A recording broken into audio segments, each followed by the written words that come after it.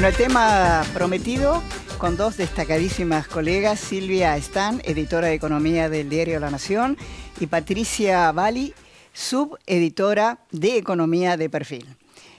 Silvia, se han anunciado tanto el tema de la ley de alquileres, que se empieza a discutir mañana, pero también hubo un anuncio referido al tema de los créditos hipotecarios, que frente a la gran inflación que hay hoy en el país, había producido a mucha gente una sensación de pánico. ¿Qué es lo que se ha anunciado? Bueno, sí, justamente hace más o menos un año estábamos hablando de un boom de estos créditos hipotecarios, o un pequeño boom, digamos, y además de la extensión. ¿Serán 100.000 aproximadamente? Hablan de 100.000 y unos 130.000 millones de pesos otorgados al mes pasado. Más o menos es la última cifra que había dado el Banco Central.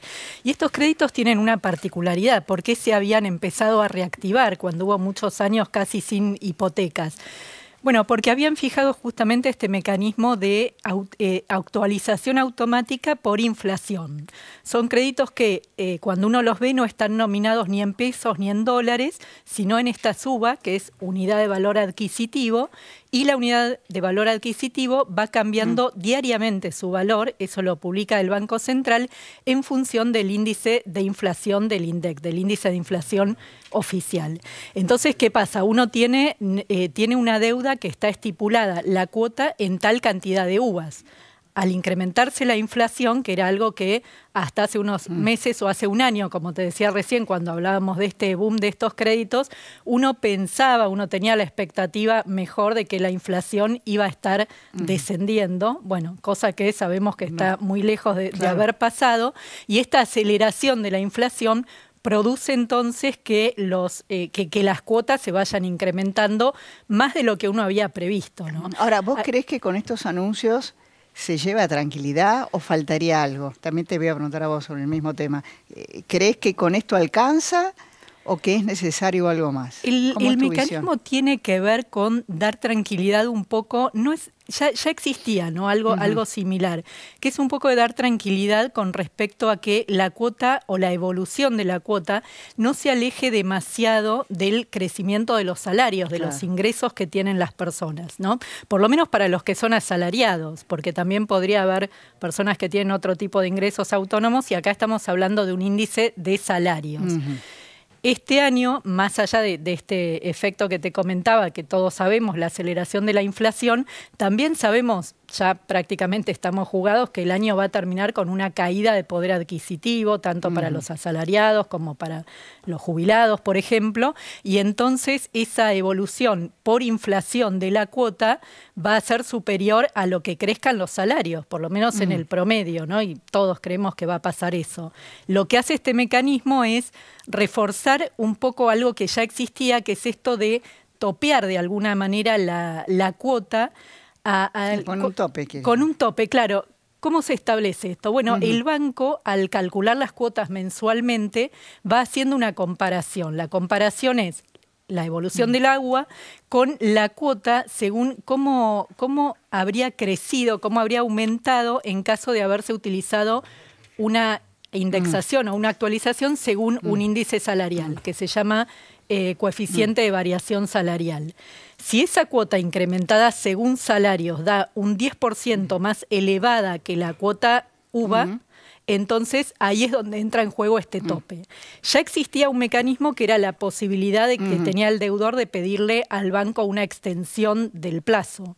Y ahora lo que existe también es una posibilidad de decir, bueno, no, quiero usar este tope y el excedente, o sea, lo que excede en esa comparación del 10%, va al capital que todavía adeudo, pero se prevé que se va a pagar dentro del mismo plazo ya previsto del crédito. Patricia. Sí, en realidad lo que hace es, digamos, poner un límite a lo que impacta en cuanto a lo que se aleja de lo que crecen los salarios. Pero en realidad, o sea, en ningún momento es una condonación ni nada. O sea, eso pasa a estar en el capital y vuelve a repartirse a lo largo de el plazo que tiene el crédito. Sí, porque en la Argentina surgieron los fantasmas, bueno, de la 1050, y viste que andaban ahí. Esto me parece que lleva tranquilidad a la gente, ¿no? Sí, de todas formas, algunos de los tomadores de uva no están tan conformes con esto. Lo que dicen es que en realidad lo que están haciendo es dilatar el problema. De todas formas, bueno, obviamente cuando tomaron los créditos la perspectiva era lo que, como decía Silvia, que la inflación iba a ir bajando. Entonces ahora, bueno, se encontraron con un escenario que justamente no era el que se preveía ni el que se presentó cuando se dieron a conocer los uva. Ahora, yo leía, corríjanme si yo tengo el dato equivocado, ¿no? Que sobre, no sé, aproximadamente 100.000 que se hayan otorgado, estaban en dificultades una muy baja cantidad, ¿puede ser? Sí, y de hecho la mora no creció, o sea, se están pagando, creció muy poco, es 0,2 la mora de los hipotecarios, pero digamos, con el sistema actual también no está muy lejano a la situación actual de esos 10 puntos de diferencia, es la que tienen hoy más o menos la inflación y los salarios cuando se miran los dos índices. Digo, hoy, con los últimos datos que son a julio, no se llegaría a cubrir esa diferencia de 10 puntos. O sea que estarían, creo que en esa trayectoria, digamos, a lo largo del año, puede ser que ahora en septiembre la inflación se acelera un poco más y bueno, pueda llegar a verse, claro. Hay un dato que tiene que ver por ahí con eso y que habla de cierto margen y por qué puede haber pasado eso de tan baja morosidad. Hace un tiempito en uno de los bancos públicos que más impulsa este tipo de crédito, me decían que si bien cuando uno se postula para el crédito, una de las condiciones es que la cuota no supere un determinado porcentaje del ingreso familiar, por lo general un 25% se fija. Y lo que me comentaban es que en la práctica y en el promedio ese porcentaje había sido bastante más bajo. 18, 19%, y entonces hay un margen ahí, como que hay un colchoncito, digamos, que podría explicar también por qué, si bien los salarios van por detrás, bueno, la gente no está entrando en mora, y además, bueno, porque obviamente si tiene una hipoteca le da prioridad a ese pago, y por ahí están retrasando o dejando de hacer otro tipo de consumos, ¿no? Por la importancia que tiene una operación de préstamo hipotecario. Patricia, se empieza a discutir una ley de alquileres que tiene, creo, media sanción en el Senado. Creo que el gobierno le quiere incorporar algunos cambios. ¿Está bien enfocado este debate? Porque por otro lado están saliendo gente que dice, bueno, si hacen grandes cambios, también la oferta para alquilar va a decrecer. ¿Cómo ves este tema? Que creo que afecta, en la Argentina hay casi 7 millones de inquilinos aproximadamente. Sí, así que es un tema que afecta a muchísima gente, ¿no? Es muchísima la gente que está, bueno, muy pendiente de qué es lo que puede llegar a pasar con estos cambios. Y sí está el riesgo, como vos decís, de que se retire la oferta de alquileres. ¿Por qué? Porque la propuesta que se está planteando es que haya un registro de los contratos de alquiler.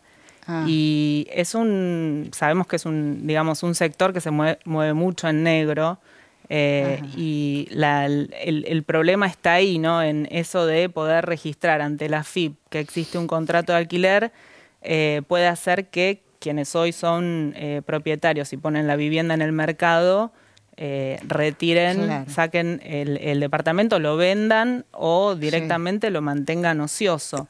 Por eso muchas de las propuestas de los grupos de inquilinos también apuntan a tratar de que no haya inmuebles ociosos en la ciudad, por ejemplo, bueno, en la ciudad o en todo el país, ¿no? Penalizando los inmuebles que puedan estar vacíos como para aumentar la oferta. Entonces, ¿eso no sería avanzar sobre la propiedad privada? Porque me parece que se pongan en blanco es una obligación, está claro. Darle a los inquilinos una mayor tranquilidad, teniendo en cuenta que tenemos una economía. Ahora, impedir que alguien tenga un inmueble ocioso, me parece que es un avance sobre los derechos privados también, ¿no? No sé qué opinas, Silvia. Puede ser. No sé por ahí cómo lo están planteando tampoco, ¿no? Sí, hay que ver cómo lo plantean y cómo lo aprobaría el Congreso en caso de que sea una propuesta de, por ejemplo, no sé, una alícuota diferencial en un impuesto en bienes personales, por ejemplo, si está ocioso o no, o si está declarado que hay ingresos por ese inmueble. Pero es cierto, bueno, como decía Pato, el tema de lo difícil que es que aparezcan registrados y la AFIP desde el año pasado creo que permite la deducción de ganancias para el inquilino, con lo cual, bueno, hubo muchos inquilinos que fueron a pedir la factura o a pedir eso en blanco, pero en la misma AFIP te reconocen que fue muy poco ese efecto. Entonces, también más allá de este proyecto de ley, también en la AFIP están trabajando, no se sabe muy bien tampoco cómo, pero en otros mecanismos para ver si pueden lograr que se blanqueen ingresos por alquileres. Es una gran oportunidad de tener la mejor ley, porque históricamente en la Argentina se han dado leyes que no han funcionado o que se han dejado. Tiene la Cámara de Diputados una gran oportunidad de darnos una buena ley, ¿no? Sí. Bueno, tiene media sanción un proyecto que está en el Senado ya. Ahora Vos sos un poquito escéptica. La discusión es tratar de llegar a un acuerdo y darle soluciones, digamos, a esos 7 millones de personas que tienen contratos muy, digamos, discrecionales, sí, claro, según lo que se dé en el mercado. Creo que el punto que todos están mirando es también esta posibilidad de tener un norte sobre cuál es el valor en el que se van a actualizar los alquileres. Esta idea de mezclar salarios e inflación para decir, bueno, la referencia es esta y se va a negociar cada 6 meses y los contratos van a ser a 3 años. Eso es un poco, digamos, el sentido. Bueno, ojalá tengamos una buena ley. En un segundo, ¿tenemos esa posibilidad? ¿Cómo lo ves? ¿De la buena ley? Sí. Y es una gran oportunidad. Hay que ver cómo se dan los debates en el Congreso, que muchas veces nos dan sus sorpresas, ¿no? A las dos, muchísimas gracias. Muchas gracias. Hasta la próxima semana.